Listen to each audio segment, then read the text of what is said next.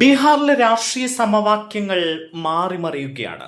അടുത്തിടെ നടന്ന രാജ്യസഭാ തെരഞ്ഞെടുപ്പിന് പിന്നാലെ ഭരണകക്ഷിയായ BJP സംസ്ഥാനത്ത് കൂടുതൽ കരുത്താർജിക്കുന്ന കാഴ്ചയാണ് ബീഹാറിൽ നിന്ന് കാണാൻ കഴിയുന്നത്. 6 MLA-മാരുള്ള കോൺഗ്രസിൽ നിന്ന് 3 പേർ രാജ്യസഭാ തെരഞ്ഞെടുപ്പിൽ BJP സ്ഥാനാർത്ഥിക്ക് വോട്ട് ചെയ്തതോടെയാണ് പുതിയ രാഷ്ട്രീയ പ്രതിസന്ധി ഇപ്പോൾ ബീഹാറിൽ ഉടലെടുത്തിരിക്കുന്നത്.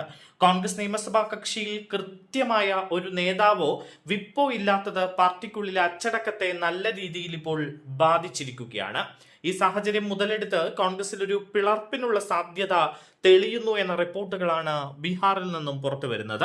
നിലവിലെ നിയമം അനുസരിച്ച് കൂറുമാറ്റ നിരോധന നിയമത്തിന്റെ പരിധിയിൽ വരാതെ തന്നെ ഈ MLA-മാർക്ക് ഔദ്യോഗികമായി പക്ഷം മാറാൻ സാധിച്ചേക്കും. മറ്റൊരു കോൺഗ്രസ് MLA കൂടി BJP പാളയത്തിലേക്ക് നീങ്ങുന്നതോടെ ആകെ 6 അംഗമുള്ള പാർട്ടിയിൽ നിന്ന് 4 പേരും കൂറുമാറാനുള്ള സാധ്യതയാണ് നിലവിലുള്ളത്. ഇത് കോൺഗ്രസിന് വലിയ തലവേദന സൃഷ്ടിച്ചിരിക്കുകയാണ്.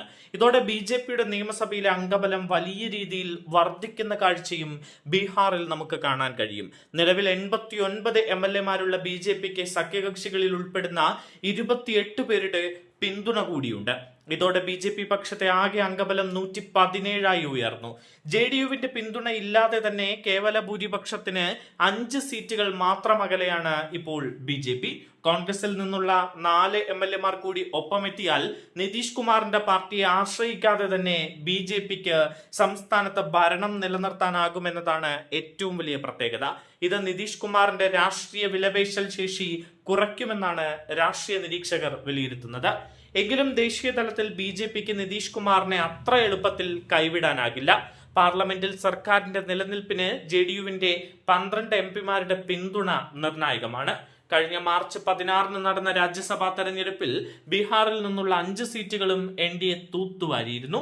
മുഖ്യമന്ത്രി നിതീഷ് കുമാറും BJP ദേശീയ അധ്യക്ഷൻ നിതിൻ നബീനുമാണ് തെരഞ്ഞെടുക്കപ്പെട്ട പ്രമുഖർ. ഒഡീഷയിലും ക്രോസ് വോട്ടിംഗിലൂടെ 2 സീറ്റുകൾ കൂടി നേടാൻ NDAക്ക് സാധിച്ചത് പ്രതിപക്ഷത്തിന് കനത്ത തിരിച്ചടിയായി മാറിയിട്ടുണ്ട്. എന്തായാലും ബീഹാറിൽ വലിയ രാഷ്ട്രീയ സമവാക്യങ്ങൾ ഉരുത്തിരിയുകയാണ്. ബീഹാറിൽ BJP കരുത്താർജിക്കുന്ന കാഴ്ചയാണ് നമുക്ക് കാണാൻ കഴിയുന്നത്. കോൺഗ്രസ് ബീഹാറിൽ തളർന്ന് കൂപ്പുകുത്തുന്ന അവസ്ഥയിലേക്ക് പോകുന്നത് കോൺഗ്രസ് ദേശീയ നേതൃത്വത്തിന് തന്നെ വലിയ തിരിച്ചടിയായി മാറുകയാണ്.